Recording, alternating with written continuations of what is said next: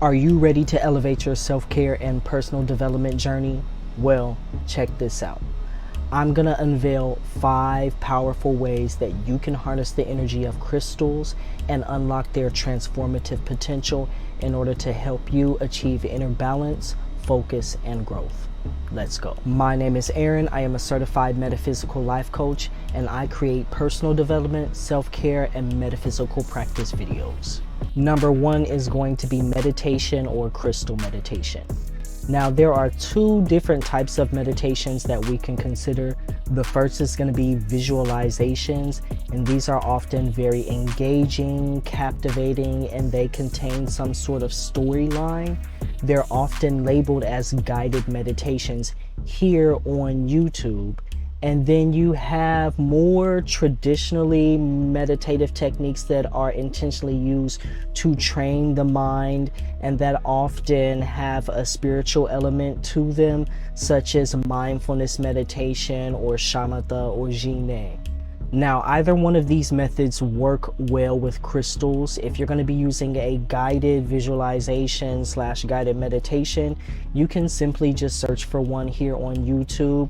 You can search for one that was intentionally designed to be used with crystals.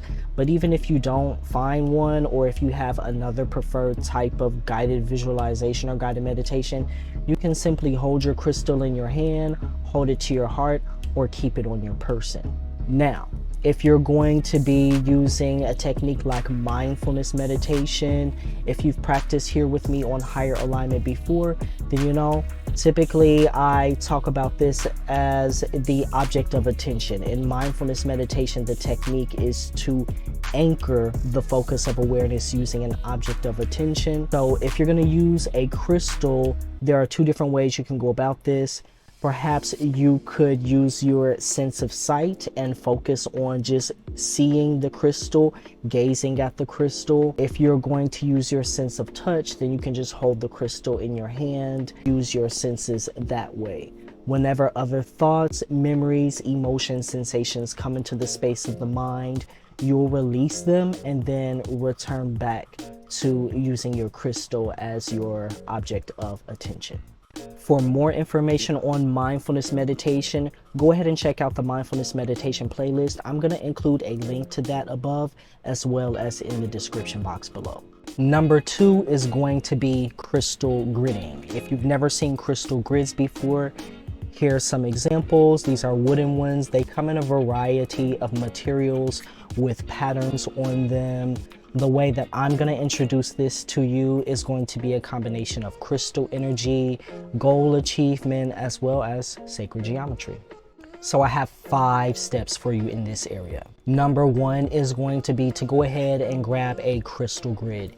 If you're interested in wooden crystal grids like these, I'm going to link these, the ones that are in the Higher Alignment crystal shop, in this video, as well as including a link in the description box below.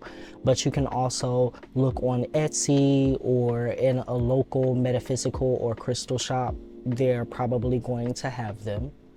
And then your second step is going to be to intentionally decide your goal or your desire. This is very important that you do this, and it is a clear goal and a clear desire before you even get started. Step 3 in this area is going to be to decide and collect crystals of a significance for you, whatever crystals you would like, but make sure that they are of the appropriate size and shape that you would also like, because you want them to fit, you know, on the different points and cross sections. Some people like to use small crystal points or small crystal chips, crystal beads, whatever it is that you like, you know. So you just want to decide on what you want and then go ahead and find those materials. Step 4 is to ground yourself and then to use your creativity, your intuition, and your own inner sort of playfulness in order to arrange your crystals and your goal on your grid. So you'll write down your goal on a small piece of paper and fold it up, and place it here in the center.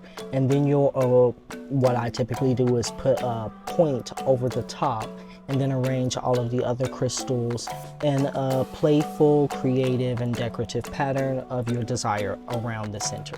And your final step is to go ahead and energetically charge your crystal grid. You can do this through meditation, prayer, chanting, or any other type of ritual work that you would like to do.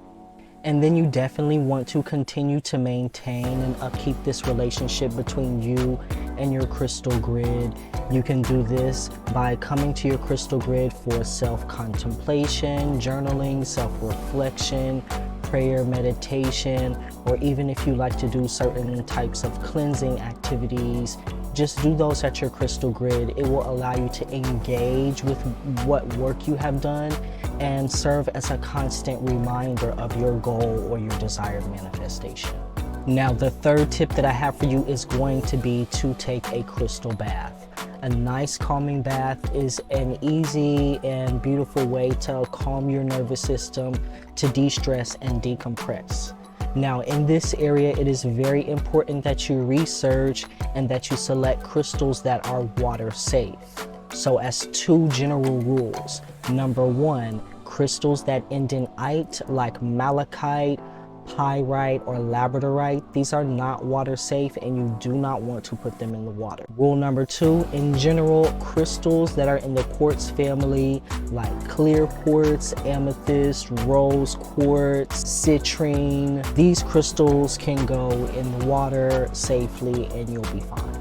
And your powerful method number 5 is going to be crystal energy jewelry. As previously mentioned, crystals are typically activated one of 2 ways.